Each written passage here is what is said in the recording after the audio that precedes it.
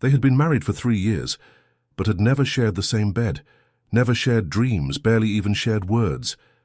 This isn't the story of a romance that bloomed overnight. It's the story of a woman who wore a wedding ring like armor, and a man who only realized what he had when it was almost too late. What happens when a heart that's been silent for too long finally begins to speak? And when the one who finally listens isn't the one you married? If this story touched your heart, subscribe to the channel, turn on notifications, and tell us in the comments, where are you listening from?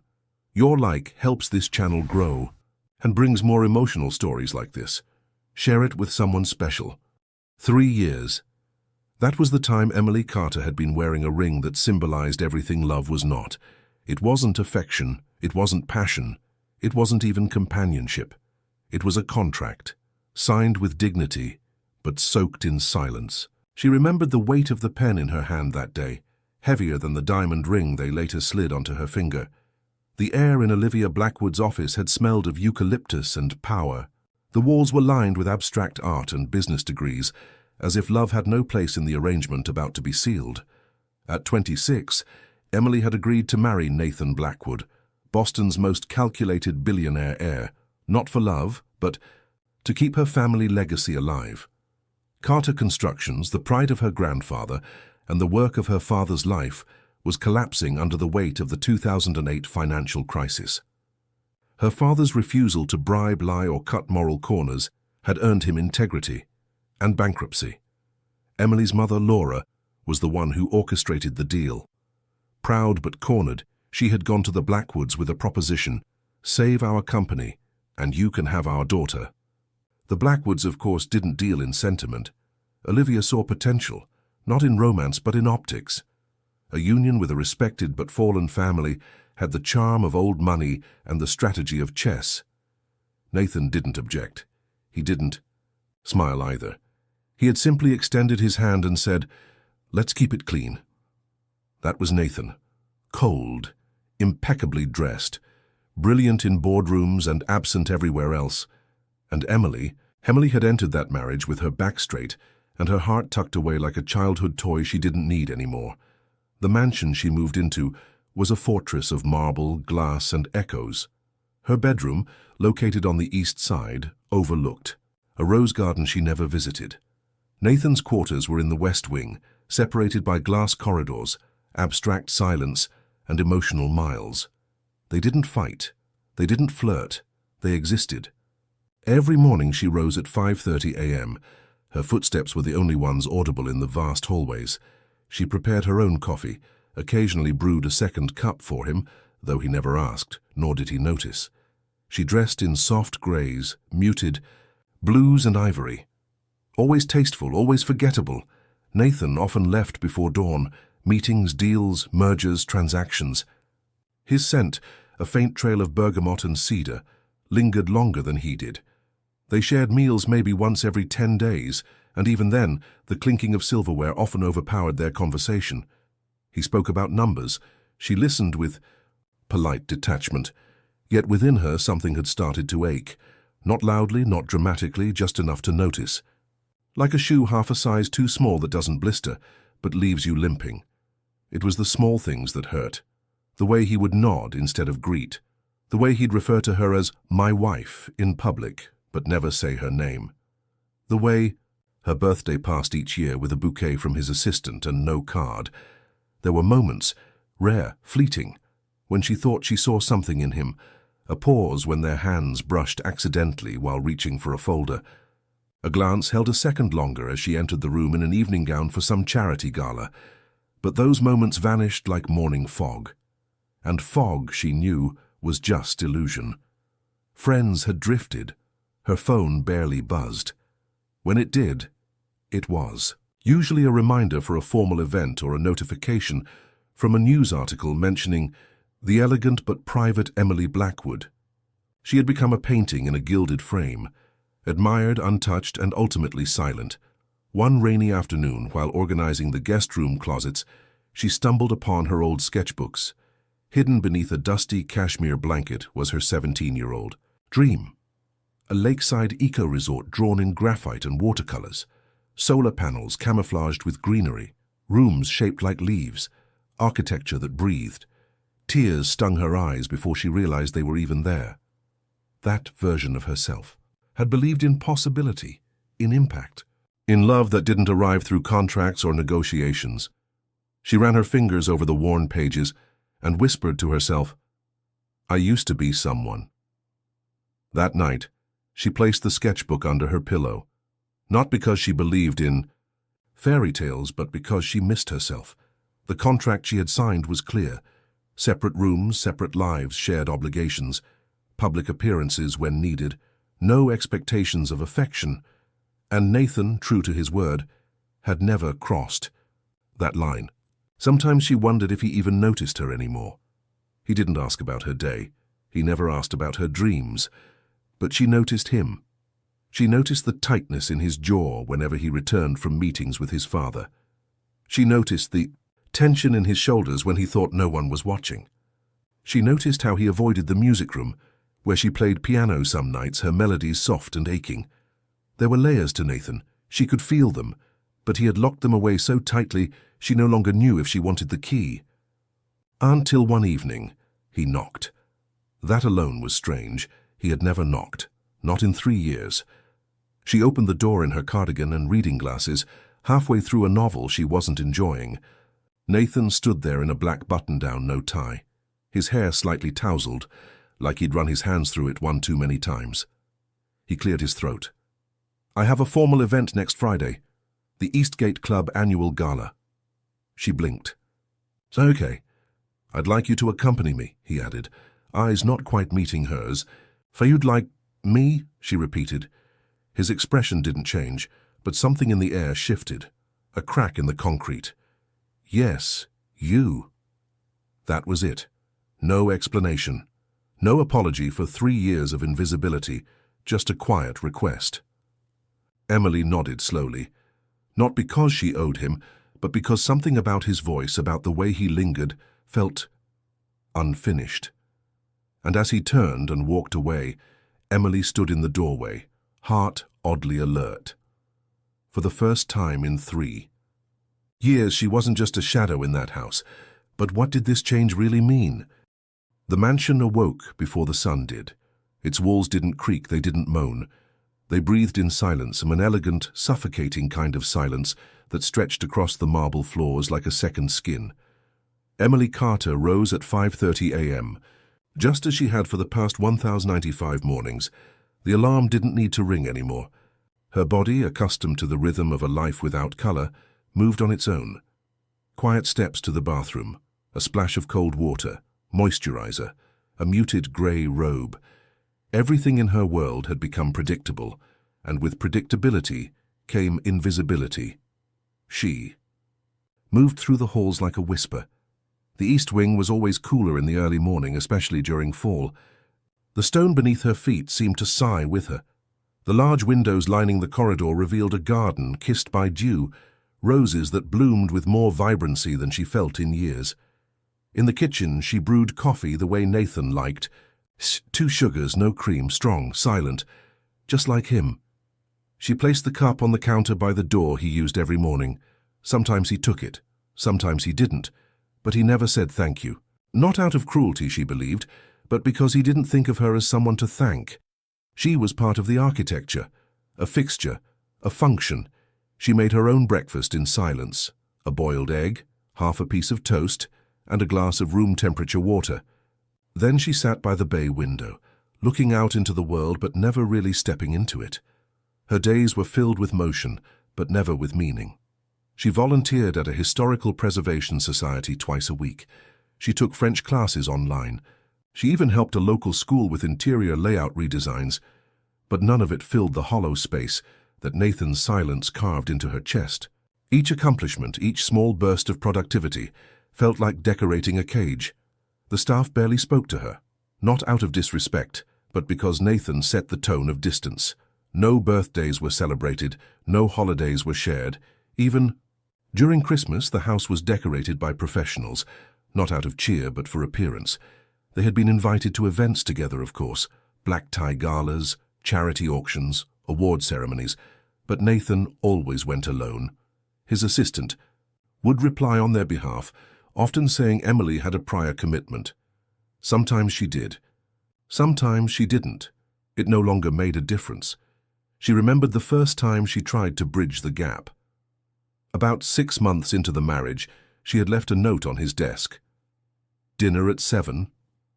It had been written on expensive stationery, with a touch of perfume on the corner. A gesture of goodwill. He hadn't shown up. The plate she'd prepared, rosemary chicken with lemon potatoes, a recipe she learned from her grandmother, went cold on the table. She had waited an hour before packing it away. The note disappeared. From his desk, never to be mentioned again. After that, she stopped trying. Evenings were the hardest. She'd walk through the halls, her fingers grazing the edges of antique frames, wondering if Nathan had ever truly noticed the art his family displayed. Sometimes she'd catch the echo of his footsteps down the west wing, precise, calculated. He never wandered. He moved like a man with a mission, even inside his own home. Once she passed by his office late at night and paused when she heard music. Jazz, soft, unexpected. Her heart had fluttered. She leaned in, hoping, absurdly, that he was thinking of her. But when she peeked in, he was on a call. Discussing investment portfolios. The music was just background noise. Like her, they rarely crossed paths during the day. When they did, their conversations were brief, functional. How was the meeting? Productive. Will you be home? For dinner? Not tonight. That was it. She began speaking more to herself than to anyone else, narrating her thoughts aloud while arranging flowers or choosing outfits. It made the house feel less haunted, less like she was disappearing. Every night before bed she brushed her hair in slow strokes, 30 times like her mother had taught her. She'd then walk to the window, part the curtains, and look out at the moonlight resting gently on the lawn. Sometimes she imagined a different version of her life, one where Nathan walked into the room behind her, wrapped his arms around her waist and whispered, "Tell me about your day." But when she turned around, there was only her reflection. Always her reflection. One afternoon, while organizing the bookshelf in the drawing room, she found a first edition of Jane Austen's Persuasion. Inside was a faded note in pencil. "To love in silence is still to love." No signature, just those words. She clutched the book to her chest and sat on the window seat, her throat tight. She didn't know who had written it. Perhaps it belonged to Nathan's grandmother, but it felt eerily personal, like the house itself had started speaking to her. Or maybe she had been silent for so long that even ink on paper felt like companionship. One evening, a storm rolled in. Thunder, loud enough to shake the window panes. The lights flickered. Emily lit candles around the living room and curled up on the couch with a blanket, hot tea in hand. As the rain poured, she imagined someone sitting beside her. Not Nathan, not yet. Just someone who noticed. That night, for reasons she couldn't explain, she fell asleep there on the couch. When she woke up, a blanket she hadn't brought was covering her. Cashmere, navy blue. From Nathan's office, her heart pounded. She looked around, but the room was empty. He hadn't said a word, hadn't left a note, but he had seen her and covered her. It was the first time in 3 years that she felt real, and yet it was just one gesture in a sea of absence. Did it mean something? Or was it just convenience again? Politeness wrapped in wool? She didn't know. But for the first time, she wanted to. Before the mansion, before the ring, before Nathan Blackwood ever uttered her name, there was collapse. Quiet at first, then merciless.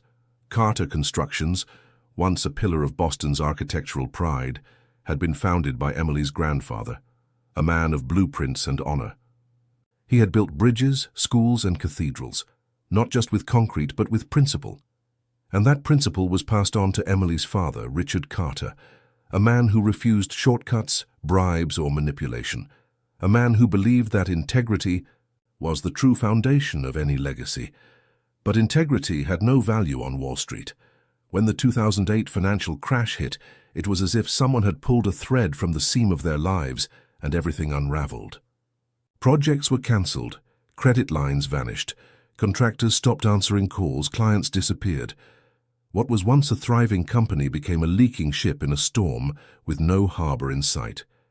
Emily remembered the shift in her home like one. Remembers a sudden winter. The phone rang less. Her father spoke less. Her mother cried more.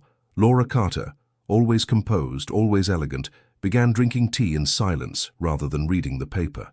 She stopped buying fresh flowers for the kitchen. She let go of the maid with an apology that sounded more like shame. They sold the lake house first, then the ski cabin, then the city apartment Emily had dreamed of living in after graduation. What remained was their family home and a mountain of debt. Emily, fresh out of architecture school, tried everything to help. She offered to work without pay for the firm, volunteered to find new investors, even considered moving abroad. But her father would shake his head every time and say, "You shouldn't have to clean up a mess you didn't make." But messes, she learned, didn't care who caused them. They simply demanded payment. The worst night came when she found her mother sitting in the dark, clutching a foreclosure notice. Her usually sharp eyes were soft with surrender. "It's all gone, Emily," she had whispered. "Everything your grandfather built. Your father can't face it. He's breaking, and I don't know how to stop it." That night, the family legacy didn't die with thunder. It died in a whisper, in the way her mother's hand trembled while holding a piece of paper. But Laura Carter wasn't a woman who accepted defeat. Not entirely. A week later, she dressed in her finest navy dress, tied her hair into a sleek chignon, and told Emily she had a meeting. "With someone who understands the weight of legacy," she added. That someone was Olivia Blackwood, a matriarch with a reputation for elegance, ambition, and steel beneath her pearls. The Blackwoods had built their empire on precision and power. They didn't suffer sentiment. They acquired influence like art collectors, strategically and always for display. Laura returned from that meeting with a face unreadable. But her hands were tight around the leather strap of her purse. "They made an offer," she said.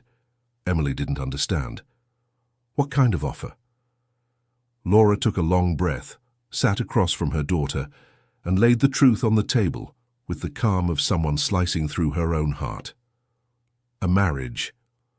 Emily froze. To who? Nathan Blackwood. Emily blinked. "The heir?" Her mother nodded. "It would be beneficial to both families. They'll erase our debts. Your father won't lose his name. You won't lose your future. And they'll gain the appearance of tradition, of old Boston loyalty. It's strategic." Emily stood disoriented. "So I'd be a pawn?" "You'd be a bridge," her mother said. "A bridge between ruin and reinvention." The idea was repulsive. And yet, beneath the revulsion, Emily saw something else. The image of her father hunched over his desk at night, crying when he thought no one could hear. Her mother folding and unfolding letters from creditors. The dusty family photographs, the empty dining room, the echoes of a past that was slipping away. What could she do? Say no and watch everything fall? Say yes and sacrifice the only thing? She had left, herself. Emily didn't answer right away. She spent 3 days walking the streets of Boston, past buildings her family had designed, benches they had donated, plaques with her grandfather's name. Everything that had once felt solid now felt like paper in the rain. On the 4th morning, she walked into Olivia Blackwood's office. The room smelled of eucalyptus and strategy. Nathan was there. Cold, beautiful, distant, a man in a grey suit, and a darker expression. He looked at her and didn't blink. "We both know what this is," he said. Emily nodded. "I do." A contract was drawn up. It was not romantic. It was efficient. Clause 1, marriage, legal and binding. Clause 2, separate bedrooms, separate lives. Clause 3, public appearances when needed. Clause 4, no expectations of emotional involvement. Clause 5, full financial clearance of Carter Construction's debts. Clause 6, privacy protected, freedom respected. The wedding would happen in 30 days, a private ceremony, no press, no fanfare, just signatures and champagne. Her father never knew the terms. He simply knew his company had been saved and that his daughter had agreed to marry a good man from a good family. He cried at the altar. Emily did not. She wore ivory. Nathan wore black. They said their vows like they were reading lines on a script neither of them had written. He didn't kiss her. She didn't expect him to. Afterward, there was a small dinner with both families. Toasts were made. Smiles were exchanged. Emily looked across the table at Nathan and wondered what kind of man marries a woman he doesn't. They even tried to know, but then she realized she was marrying him too, and she hadn't asked a single question either. They left the reception in separate cars. She arrived at the mansion to find her bags already unpacked. Her bedroom had a view of the roses. His bedroom had a locked door, and so it began, the beginning of a marriage that wasn't, a partnership without warmth, an alliance dressed in elegance but devoid of intimacy. But somewhere, in the silence of that house and the quiet ache of what she gave up, Emily held onto one fragile thought, that maybe, just maybe, sacrifice wasn't the end of her story. Maybe it was only the beginning. The Eastgate Club was a place of legacy. Its walls whispered of old money, polished influence, and whispered arrangements between families that had ruled Boston for over a century. Invitations to its annual gala were not simply extended. They were bestowed, and only to those whose names carried weight beyond their fortunes. Emily had never been invited before, not until now. The request had come from Nathan directly, as startling as a bell ringing in the dead of night. "I'd like you to come with me," he had said, standing in the doorway of her reading room. His voice oddly steady. No explanation, no expectations, just the invitation. She should have declined out of principle, out of pride. But something inside her stirred, a need not to be seen by society, but by him. For 3 years, she had been the invisible wife, and now for one evening she would walk beside him, not as a ghost but as a woman of her own making. So she prepared, not with diamonds or excess but with intention. She chose a dress in deep emerald, silk that kissed her skin and revealed the delicate strength of her collarbones. She pinned her hair into soft waves, framing her face with elegance. Her makeup was subtle, just enough to highlight, not hide. And around her wrist, she wore her grandmother's gold bracelet, the only heirloom she had salvaged from the chaos. When she stepped out of the bedroom that evening, the entire mansion seemed to pause. Even the staff, accustomed to her quiet presence, glanced up, and Nathan, he looked at her, truly looked. He stood by the staircase adjusting his cufflinks, wearing a black tuxedo that fit him like a second skin. His eyes met hers and didn't flicker away. For once, he didn't nod. He didn't look through her. He stared. "You look," he began, but the sentence hung unfinished in the air between them. Emily tilted her head, a soft smile touching her lips. "Different." He nodded once. "Stunning." It wasn't a compliment thrown like currency. It was quiet, honest. And that made it disarm her more than flattery ever could. The car ride to Eastgate was bathed in silence, but not the cold kind they were used to. This silence felt charged, as if both were holding questions neither dared ask. When they arrived, the valet greeted Nathan with a reverent nod. But the real shift happened the moment Emily stepped out of the car. Heads turned, not because of her last name or the man beside her, but because of her. The way she walked into the room with grace, not submission. The way she carried herself like a woman who remembered who she was. The gala was a masterpiece of old elegance, chandeliers dripping with crystal, string quartets in the corner, and waiters in white gloves offering champagne with silent precision. Conversations flowed like wine, and yet as Emily entered, it was as if the music dimmed just slightly. Nathan introduced her to the circle of partners and dignitaries, using the words he had never spoken before. "This is Emily, my wife." The phrase rolled off his tongue awkwardly, as if it had collected dust over the years. But there it was. In public, out loud. She was no longer a rumor. She was visible. "Pleasure," she said softly, extending her hand with confidence. The women assessed her with the silent cruelty that only high society mastered, scanning her dress, her ring, her posture. But Emily didn't shrink. She had grown up around powerful women and knew their games. She played none of them. Instead, she charmed them with subtle wit and a grounded presence. When someone asked about her work, she didn't lie or play dumb. "I studied architecture," she said, "and I still sketch, mostly sustainable design." That's when someone new joined the circle. A man in his mid-30s with warm eyes and a charming smile. Ethan Walker. "Architecture," he said, intrigued. "That's rare at this kind of event." Emily smiled. "So is sincerity." He laughed, and something in Nathan shifted beside her. Ethan was the founder of a clean energy startup that had been making waves. Charismatic, curious, and refreshingly genuine, he asked Emily about her ideas as if they mattered. He didn't just hear her, he listened. And in return, she felt something she hadn't felt in years. Relevance. Nathan watched in silence, his jaw tight, his glass barely touched. For the first time in their carefully constructed marriage, Nathan was witnessing Emily come alive. Not for him, not for appearances, but for herself. And it unsettled him. Later, that evening, as they stood near the balcony overlooking the Charles River, Nathan approached her. "For you handled yourself well," he said. "I wasn't performing," she replied, her tone light but deliberate. "I didn't say you were." They stood in silence for a moment, the city lights flickering in the distance. "You never told me you still designed," he added. "You never asked," she said, meeting his eyes. He looked away. It wasn't a fight, but it wasn't nothing either. It was the beginning of a shift, a fracture in the foundation they had agreed never to inspect too closely. When they returned home that night, Nathan lingered near her bedroom door. Not close enough to enter, but not distant either. "Thank you for coming," he said. Emily, halfway through removing her earrings, paused. "You're welcome," she replied. "But don't thank me for being your wife. That wasn't my role tonight." "What was it then?" She smiled faintly.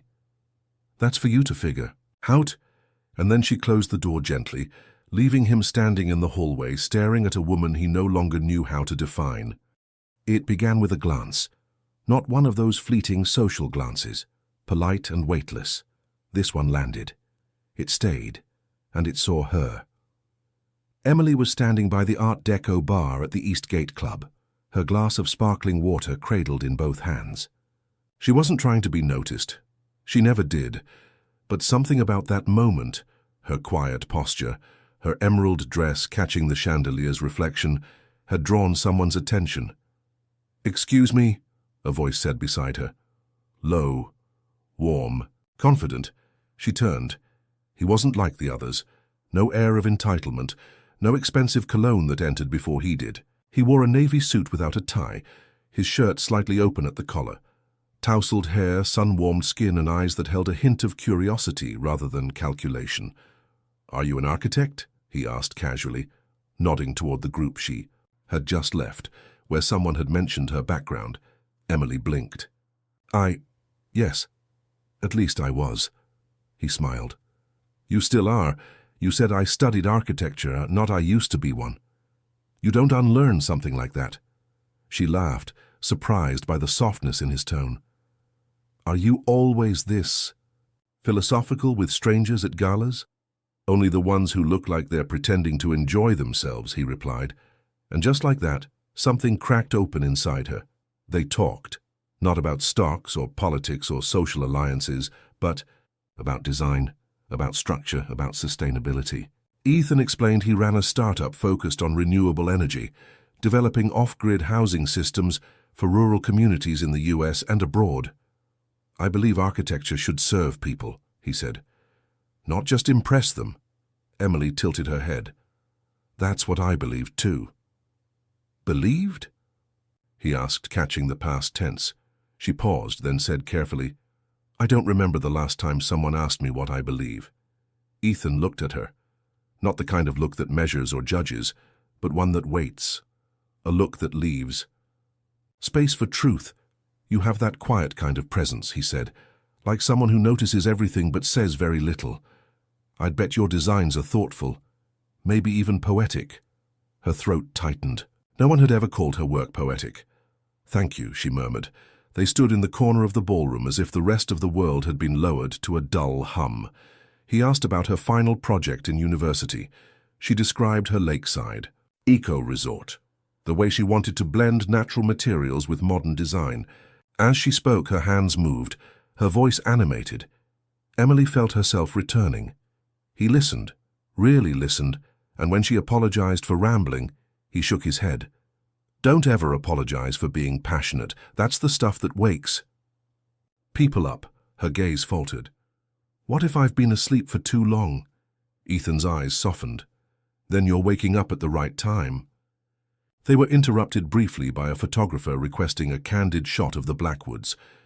Nathan reappeared, placing a hand lightly on Emily's back as he thanked the photographer. It wasn't possessive, but it wasn't casual either. Ethan took the cue and excused himself gracefully. I hope we talk again, he said, offering his card. My number's on the back, for professional reasons, of course. Emily took it. Of course. As he walked away, she felt breathless, not because Ethan was handsome, though he was, but because he had made her feel something she hadn't felt in years, seen. Not as a wife, not as an accessory, not as a well-behaved daughter or a symbol of a deal signed long ago. As a woman, with thoughts, dreams, a voice. Later, in the car beside Nathan, she clutched Ethan's card like a secret between her fingers. Nathan didn't ask who he was. He didn't mention the conversation. He simply stared out the window, his jaw tight. And that was the difference. One man noticed her soul. The other noticed her absence. That night, she didn't sleep right away. She sat by the window in her robe, staring at the sky, Ethan's voice echoing in her mind. You're waking up at the right time. The next morning, Emily woke before her alarm. She brewed her coffee differently, just the way she liked it. She added cinnamon, a small indulgence, but somehow it felt like reclaiming a part of herself. She skipped the neutral wardrobe and chose a blouse in soft rose, not for anyone, just for her. Nathan noticed at breakfast. You look different, he said, eyes narrowing slightly. She sipped her coffee and smiled. Do I? He didn't answer. And for the first time in 3 years, his silence didn't sting. Because someone had seen her, and she had started seeing herself again. But change never happens in one sweep. It begins quietly, with a conversation, a card in your pocket, a color you haven't worn in years, and the question that refuses to leave. What if I've accepted less than I deserved, for far too long? Something changed after the Eastgate Gala. It wasn't loud, it wasn't spoken, but it moved beneath the surface like an underground current, subtle, insistent, and impossible to ignore.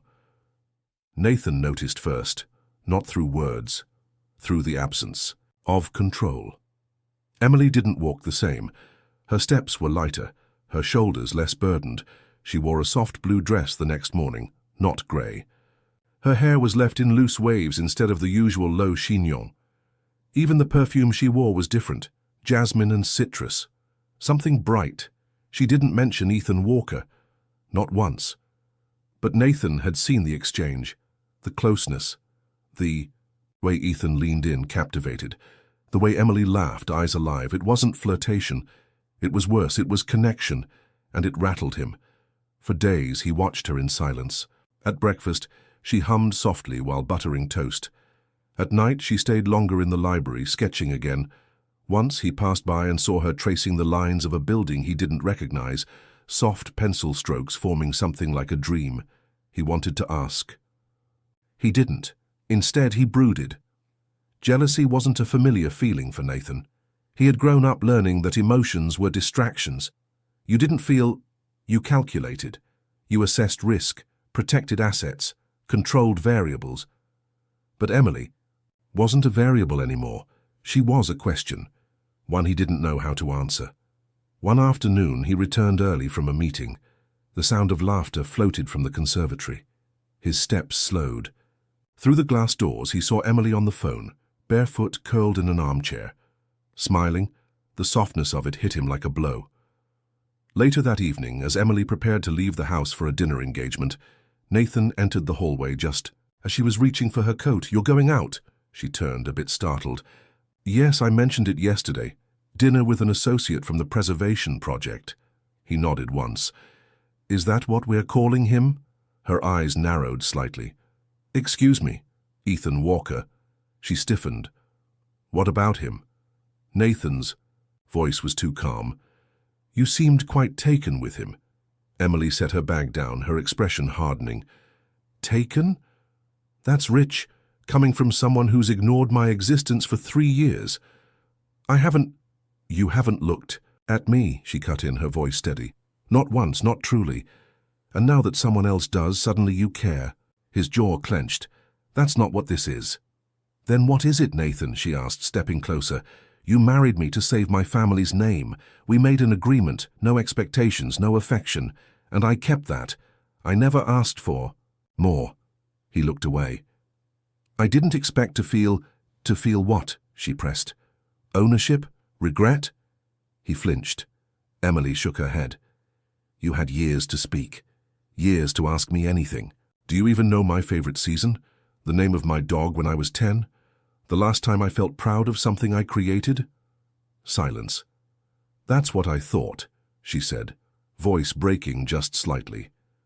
You don't get to question where I go or who sees me, Nathan, not after all this time. He stepped forward then, something burning behind his eyes. I saw you. No, she whispered. You saw a wife on paper. Ethan saw me. The words hung between them, heavy and sharp. Nathan didn't speak again. He simply stepped back, letting her pass. But she paused in the doorway. For what it's worth, she said, I wasn't looking for someone to notice me. I had already accepted that no one would. But being seen changes things. She left, the soft click of the door closing behind. Her like a punctuation mark, neither of them had the courage to rewrite. Nathan stood in the hallway for a long time, staring at the space where she had been. Later that night, he entered her music room, a place he had never dared to linger. He ran his fingers over the piano keys without pressing them. On the side table, her sketchbook sat open. He flipped through it. There she was, on every page, in every line. Her dreams, her ideas, her quiet strength. How had he missed it? How had he mistaken stillness for emptiness? He didn't sleep. At 2 a.m. he sat alone in his study, staring at the fire. His glass untouched, her words echoing in his mind. Being seen changes things. And in that quiet, something inside him broke. Not with violence, not with drama, but with the quiet ache of realization. He hadn't married a contract. He had married a woman, and now he might lose her to someone who understood the difference. It was a Tuesday when she stepped into the small bohemian cafe on the corner of Bleecker and Grove, the kind of place that smelled like fresh rosemary and wood-fired bread, where the ceiling was strung with tiny warm lights and every table looked like it had a story, a far cry from the cold marble and calculated silences of the Blackwood estate. Ethan had chosen it intentionally. I hope you don't mind the mess, he said, standing to greet her with a soft smile. This place is a bit of organized chaos. Emily's eyes took in the mismatched chairs, hand-painted mugs, and a chalkboard menu that had more drawings than words. I think, she replied, removing her coat slowly, that I've been needing a little chaos. He didn't press her. They ordered something simple, grilled vegetables on sourdough, fresh greens, and hibiscus iced tea. The kind of food that didn't try to impress but made you feel at home. And for the first time in months, Emily didn't feel like a guest in her own skin. So, Ethan said, leaning back in his chair, what would you build if nothing was off-limits, no budget, no restrictions, just freedom? She blinked. You're assuming I still think like a designer. I know you do, he said. I can see it in your hands, the way you look at structure. You haven't stopped. You've just been paused. Her chest tightened, as if he'd touched something she hadn't let anyone near, not even herself. I had this idea once, she said, almost in a whisper. A resort hidden in nature, one that didn't destroy the land but became part of it. Floating decks above wetlands, solar-heated pathways. Rooms with skylights that turned the stars into ceilings. Ethan's eyes lit up. Tell me more. And she did. For 20 minutes she forgot she was Emily Blackwood, the silent wife in the stone mansion. She became Emily Carter again. The girl with calloused fingertips from sketching all night. The one who believed that buildings could heal, that beauty could be sustainable. Ethan listened like every word mattered, like she mattered. He pulled out a tablet from his satchel and opened a file. "We've been developing something similar in the Everglades," he said. "Ecotourism meets conservation, but we've been missing the design element. Our current architect isn't thinking beyond basic functionality." He turned the screen toward her, showing aerial maps, sustainability plans, water usage models. "Would you be willing to consult?" Emily's breath caught. It wasn't just a question. It was an invitation back to herself. "I don't know," she said slowly. "It's been years, and I haven't exactly practiced." "Talent doesn't expire," Ethan said. "It waits, and from where I'm sitting, yours is ready to wake up." There was no flirtation in his tone, just belief. And that, more than charm or praise, made her eyes sting. The conversation drifted from architecture to music to travel. He shared stories from his time in Peru, building off-grid cabins with local communities. She laughed when he told her about getting stuck in a canoe during a thunderstorm. He listened quietly when she described her grandfather's philosophy on design, that buildings should have souls.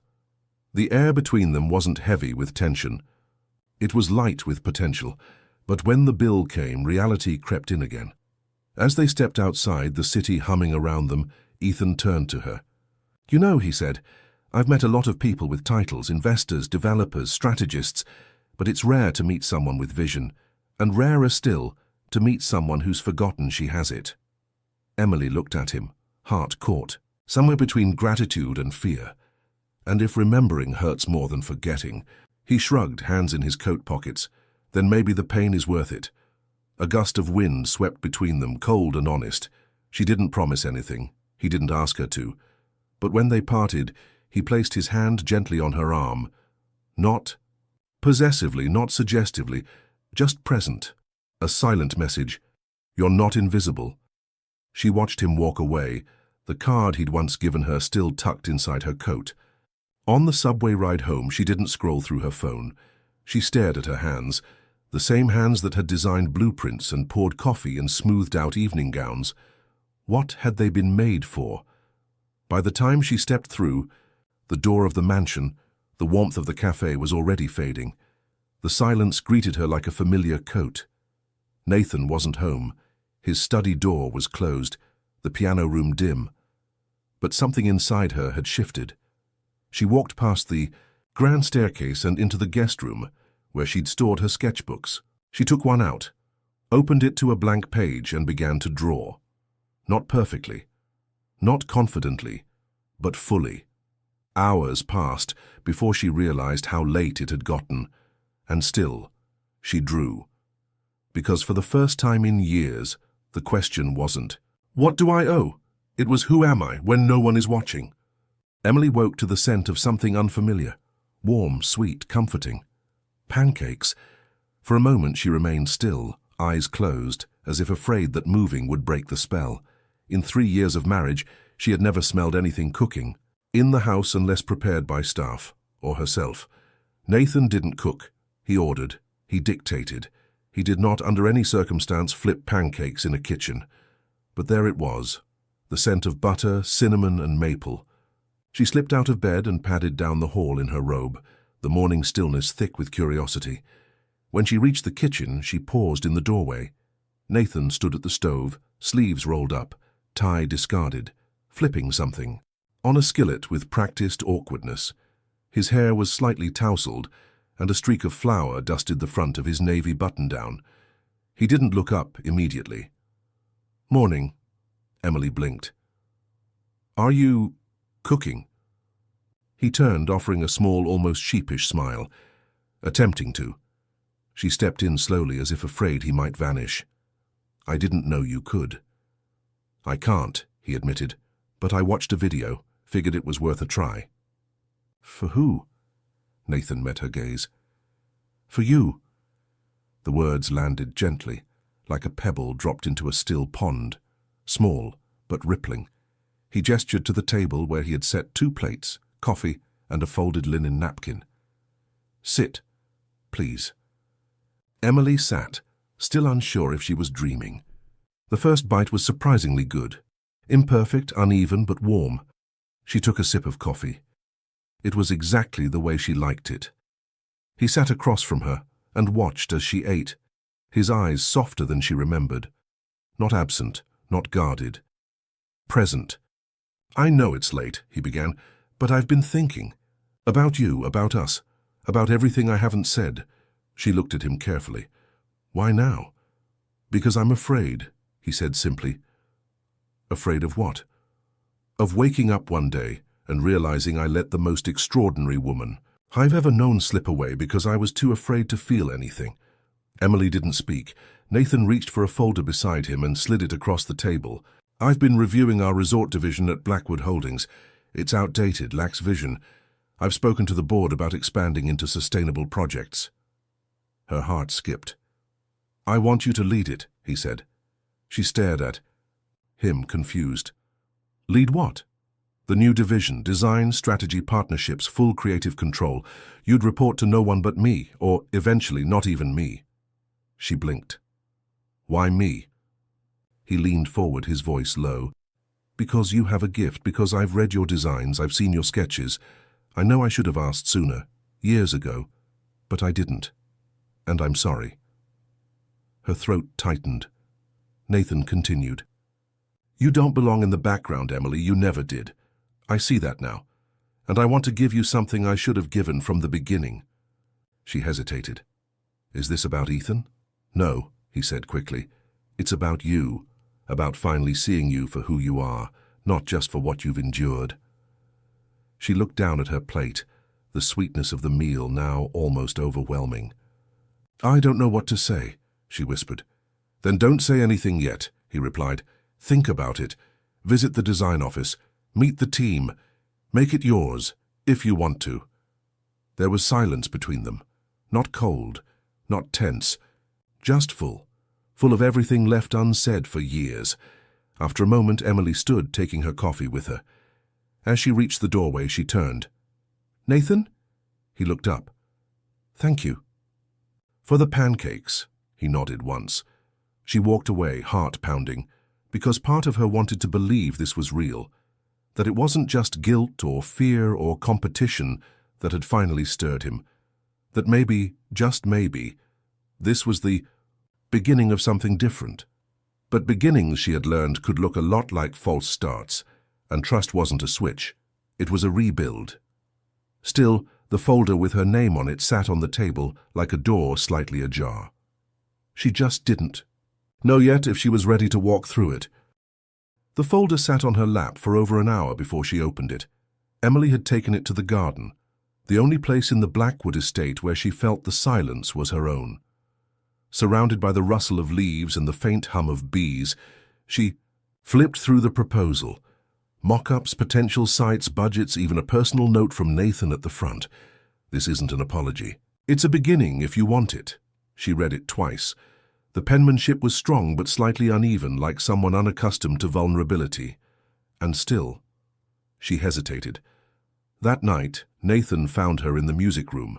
She hadn't touched the piano in weeks, but her fingers hovered over the keys now, pressing a chord here, a note there, half melody, half memory. He lingered at the doorway before stepping in. "I saw the lights," he said softly. She didn't turn. "And I wondered if you had questions." "I have more than questions," she replied, voice calm but heavy. He crossed the room and stood behind her, leaving just enough space between them to make the absence obvious. "Why now, Nathan?" she asked, finally turning to face him. "Why? The pancakes, the proposal, the sudden attention?" He swallowed. "Because I've changed." "No," she said, shaking her head. "People don't change overnight." "What really happened?" He hesitated. "You happened." Emily let out a quiet, bitter laugh. "Don't romanticize it. I've been here for 3 years." "I know." 3 years, Nathan," she repeated, rising from the piano bench. 3 years of silence, of nods in hallways, of coffee cups I placed beside your laptop just to feel like I existed. 3 years of dinners eaten alone. 3 years where I slept beside a door that never opened. I was afraid, he admitted. Of what? Me? Of needing you, he said, eyes burning. Of caring, of letting you in and not knowing what to do with what I felt. She stared at him, stunned by the nakedness in his voice. I didn't expect to like you, he continued, or admire you. I told myself it was a business arrangement, clean, simple. But then I saw you, in ways I didn't want to. The way you listened in meetings even when no one spoke to you. The way you helped the gardeners organize the wild herbs because no one else would. The way you wore sorrow with elegance.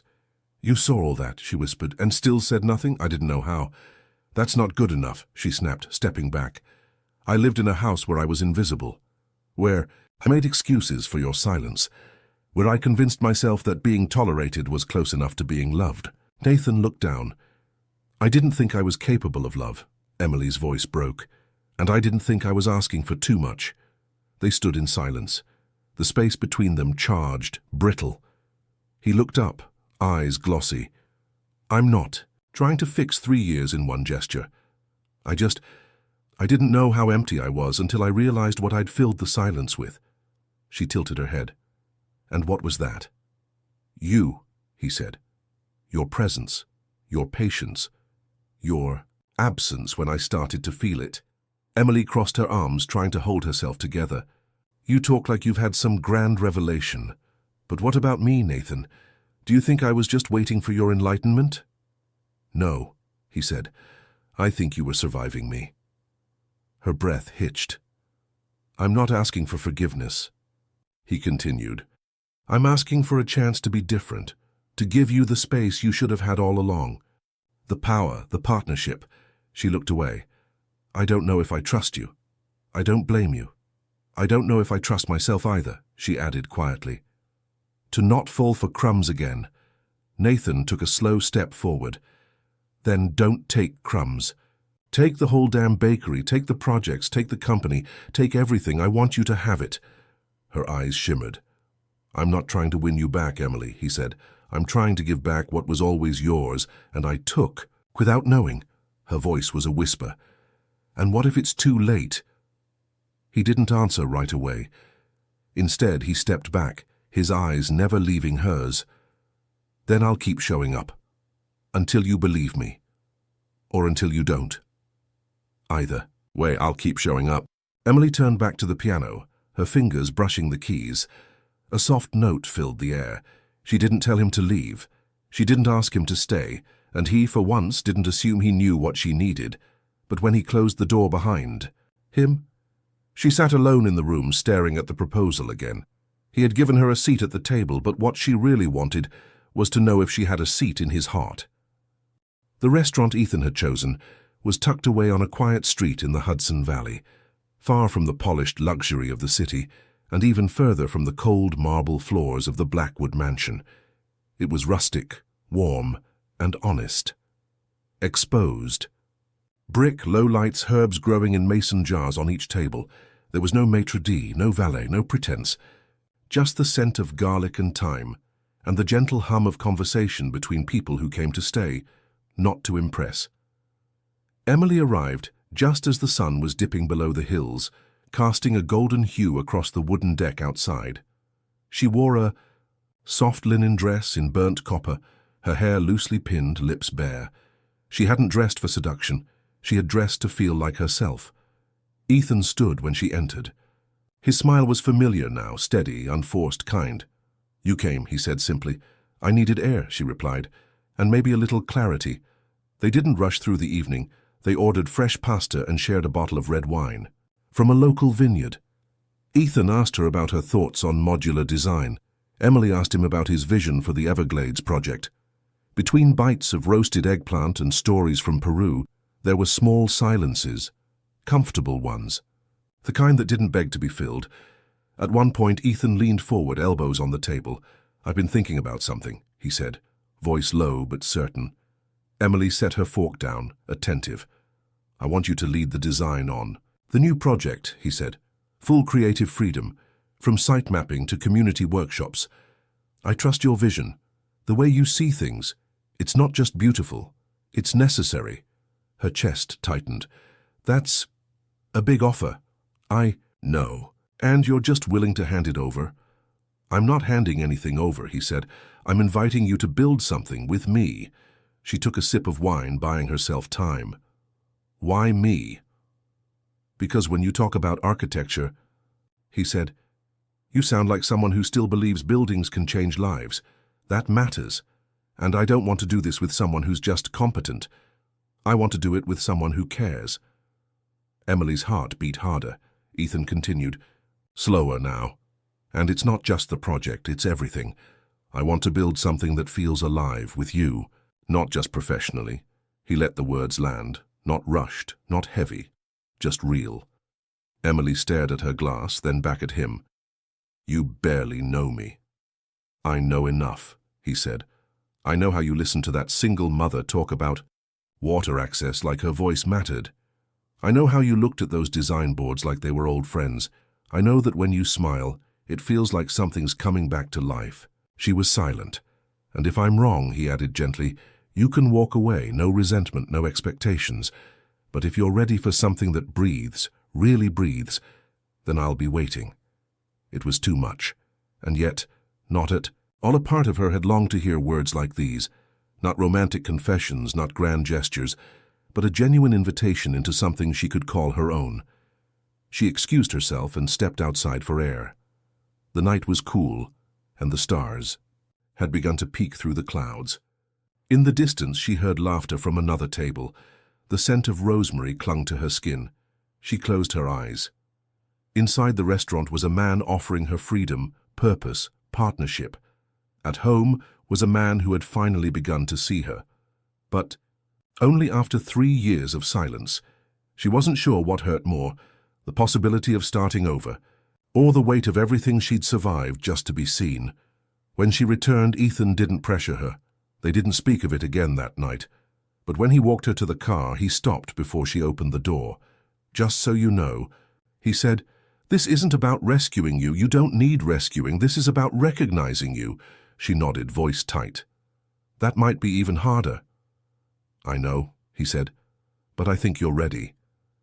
As he closed her door, their eyes met, not with certainty, but with the kind of question that holds the potential to change everything. It was 6:47 p.m. when the black sedan pulled into the circular driveway of the Blackwood estate. From the window of his second-floor study, Nathan watched as the headlights cut through the fading daylight. He saw the door open, saw her step out. Emily wore a simple white linen dress, her hair loose around her shoulders, glowing in the last amber rays of sun. She looked serene, not guilty, not in a hurry, just free. And beside her, on the passenger side, was Ethan Walker. Nathan's fingers tightened around the edge of the curtain. He didn't move, didn't breathe. He watched as Ethan said something that made her smile, a soft, unguarded smile Nathan hadn't seen in years, perhaps ever. Then Ethan handed her something, a folder, a sketchbook, whatever it was. She took it like it mattered. The door closed gently behind her, and the car pulled away. Nathan didn't move from the window until she disappeared through the front door. By the time Emily walked into the hallway, he was waiting for her, standing by the staircase, arms crossed, expression unreadable. "Good evening," she said, voice calm, controlled. "Where were you?" he asked. She raised an eyebrow. "Do I need to report my whereabouts now?" "You were with him." Her shoulders straightened. "Yes, I was. For the second time this week." "Third, actually," she replied, setting her bag down. "If you count the coffee meeting we had on Monday." His jaw clenched. "This is a marriage, Emily." "No," she said, eyes locking with his. "This is a contract. One you drafted." "I didn't expect—" "What?" she cut in. "That I'd meet someone who sees me, who values my opinion, who wants to build something with me instead of around me." Nathan stepped forward. "He's using you." She laughed, a short, incredulous sound. "No, Nathan, he's inviting me. That's the difference, and you don't get to accuse someone of manipulation when you've spent 3 years ignoring me." "I'm not ignoring you now." "No," she said. "Now you're paying attention." Because someone else did it first. The words stung, he didn't deny them. I didn't know how to be anything other than what I was taught, he said, voice low, distant, composed, strategic. You weren't just distant, Nathan. You were absent. I begged for crumbs of attention while pretending I was full. Silence. I see you now, he said finally. It's not enough, she whispered. You don't get to show up now and expect me to forget what it felt like to be invisible. He stepped closer, frustration breaking through. I never touched her, Emily, not once. I never even looked at another woman. I believe you, she said softly. That's the saddest part. You were faithful to the marriage, but not to me. He blinked. You think this is about jealousy? She continued. It's not. It's about time, lost time, my potential, my voice. Do you know how long I've been quiet? How many nights I sat in that bedroom waiting for a knock that never came?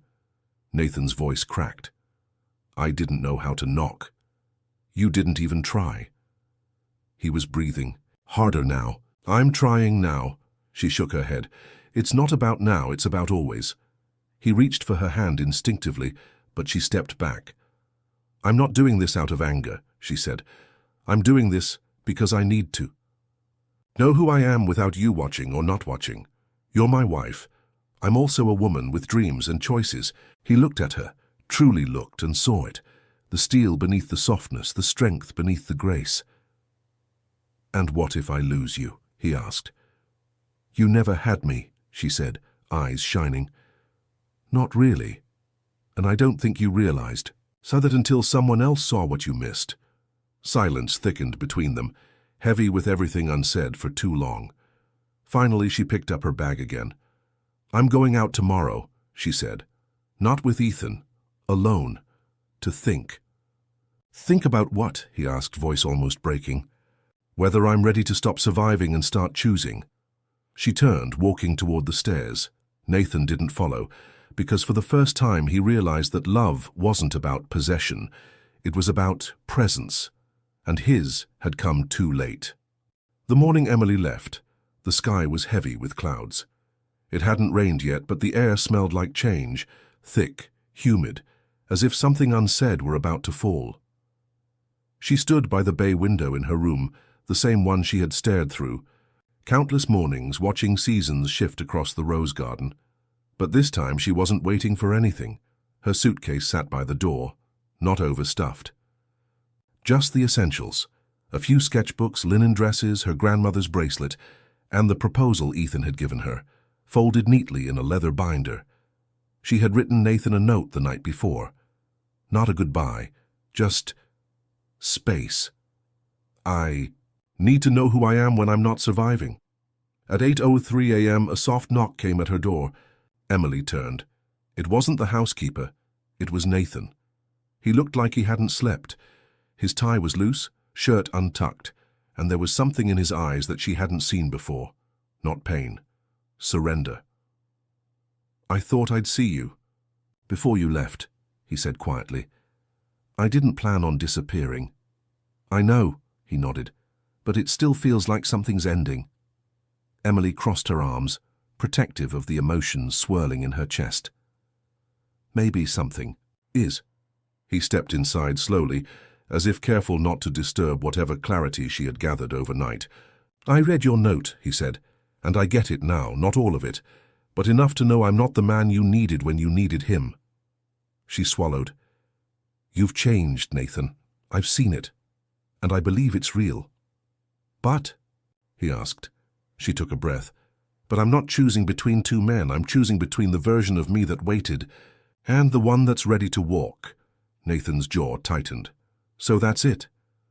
No, she said softly. This is the beginning. He hesitated, then reached into his pocket. There's something I want to give you before you go. She raised an eyebrow. What is it? He pulled out a small object, a key. To the studio space in the north wing, he explained. I renovated it quietly. I thought, maybe you'd need a place to come back to someday, to create, to breathe. Emily blinked, holding the key as if it were made of glass. Why? Because love isn't just showing up when it's convenient, he said.